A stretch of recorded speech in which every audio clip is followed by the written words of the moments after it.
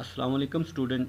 Week number 11 में हम दो सॉर्टिंग एल्गोरिदम जो है डिस्कस कर रहे थे। एक हमारे पास था काउंट सॉर्ट और दूसरा हमारे पास था बुकेट सॉर्ट। तो लास्ट जो वीक नंबर 11 की फोर्थ वीडियो थी उसमें हमने बुकेट सॉर्ट की जो है वो चीज़ें डिस्कस की थी। बुकेट सॉर्ट है क्या, ठीक है, इसमें ये एल्गोरिदम जो है वो कैसे वर्क करता है, इसके डिफरेंट जो स्टेप्स हैं वो हमने परफॉर्म किए। और उसके बाद फिर हमने दो एग्जांपल इसमें डिस्कस किए हैं कि ये बुकेट फॉर्म जो है वो कैसे स्टेप बाय स्टेप जो है वो परफॉर्म होती है, ठीक है। तो मेन इसके 3 स्टेप्स थे बुकेट सॉर्ट के, जिसमें हमने कहा था फर्स्ट हमने क्या करना है कि जितने भी एलिमेंट्स होंगे उनके लिए हमने डिस्ट्रीब्यूशन करनी है ताकि हमें पता चल सके कि कितनी बुकेट्स हैं। फिर उसके बाद हमने जो है वो दूसरे नंबर पर जो है वो उन बुकेट्स को वो एलिमेंट या वो जो डाटा जो वैल्यूज़ हैं उनको साइन करना था। तीसरे नंबर पर आपने क्या करना था कि उन बुकेट्स को इंडिविजुअली सॉल्व करना था, सॉर्टिंग फॉर्म में लेके आना था।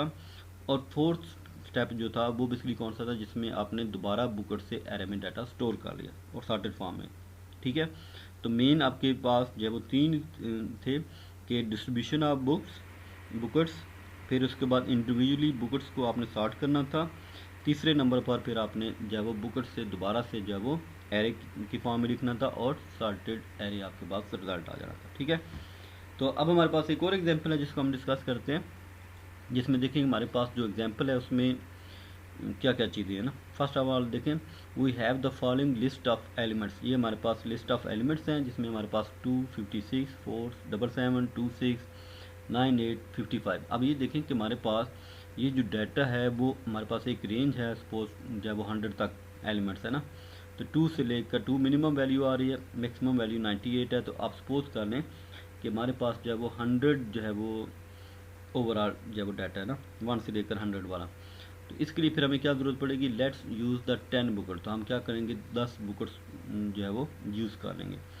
To determine the capacity of each bucket we need to know the maximum element value in this case 98, ठीक है। तो वो कहता है कि हमें 98 को देखना था कि हमें कितनी मैक्सिमम बुकेट्स बनानी पड़ेंगे ना, ठीक है। सो द बुकेट्स आर, पहली बुकेट कौन सी है, 0 से लेकर 9 तक। दूसरी बुकेट कौन सी है, 1 से 19 तक। तीसरी जो है 20 से 29 तक एंड सो ऑन। तो 10 बुकेट्स आपने बना लेनी है।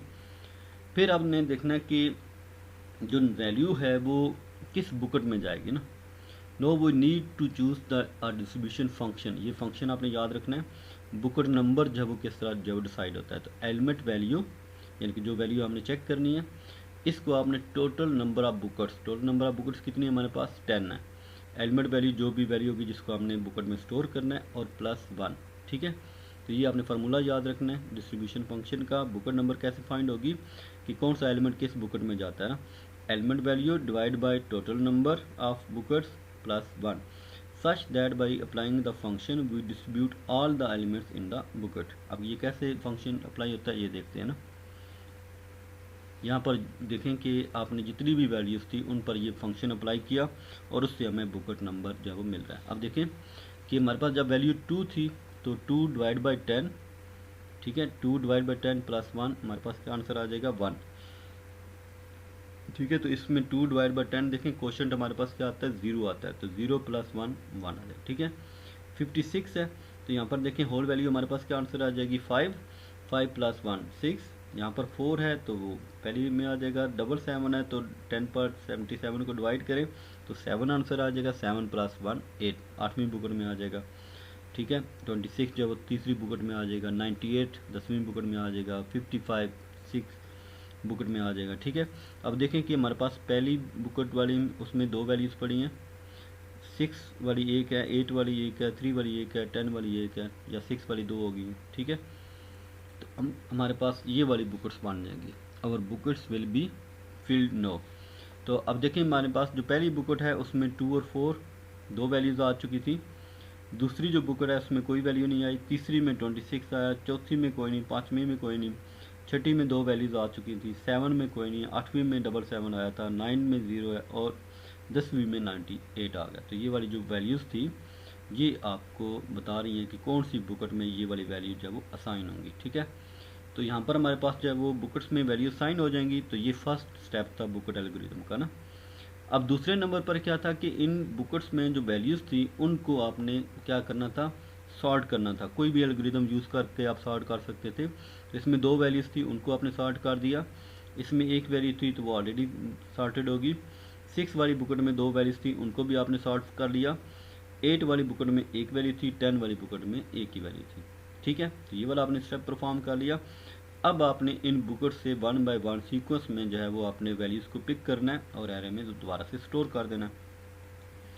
तो अब हमारे पास देखें कि जो सॉर्टेड एरे बन जाएगा, ये 2 4 26 5 5 5 6 7 7 9 8, ये हमारे पास आंसर आ जाएगा। ठीक है, इसमें देखें we can choose to insert the element in every bucket in order. In order का मतलब होगा जो पहले ऑर्डरिंग थी ना, यानी कि 0 से लेकर 1 तक, 0 1 2 3 था या जो भी था, और sorted every bouquet after distributing all the elements. तो हमने क्या करें, जब डिस्ट्रीब्यूट कर लिया था सब एलिमेंट्स को, तो फिर उसके बाद हमने सॉर्टिंग परफॉर्म की थी, जिनमें जो वो एक से ज़्यादा वैल्यूज़ हैं उन पर सॉर्टिंग परफॉर्म हो जाएगी।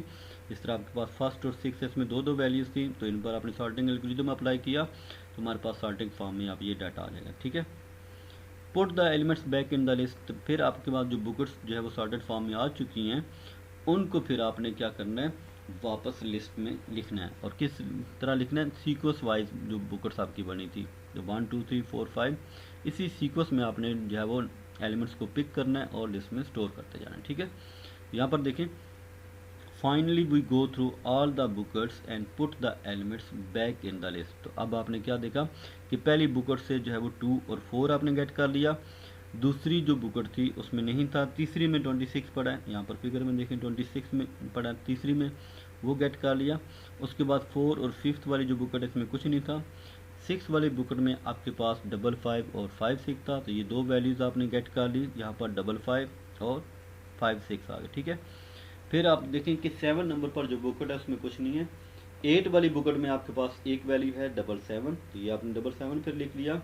फिर उसके बाद देखें बुकेट नंबर 9 में कुछ नहीं है और 10 में आपके पास 98 है, तो 98 जो है वो आपने लास्ट वाली बुकेट में लिख लिया। ठीक है, तो इस तरह आपके पास जो है वो ये वाली जो डाटा था वो आपके पास सॉर्टेड फॉर्म में आ गया। ठीक है, तो उम्मीद है स्टूडेंट कि आपको जो है वो इस वीक की दोनों जो काउंट सॉर्टिंग टेक्निक्स थी, count sort and bouquet sort, वो आपने डिफरेंट जो है वो एग्जाम्पल के थ्रू जब उनको डिस्कस किया, तो उम्मीद है कि आप लोगों को इस चीज़ों की समझ आ चुकी होगी। तो इंशाल्लाह अगर किसी को मज़ीद कोई अगर जो है वो प्रॉब्लम नहीं होता, तो हम फिर नेक्स्ट वीक में जो है वो 2 नई जो है वो सॉर्टिंग टेक्निक पढ़ेंगे, जिसमें एक हमारे पास होगी रेडिक्स सॉर्ट और दूसरी हमारे पास होगी हीप सॉर्ट। तो इन दोनों को फिर हम नेक्स्ट वीक में डिस्कस करते हैं। ठीक है, थैंक यू, अल्लाह हाफिज़।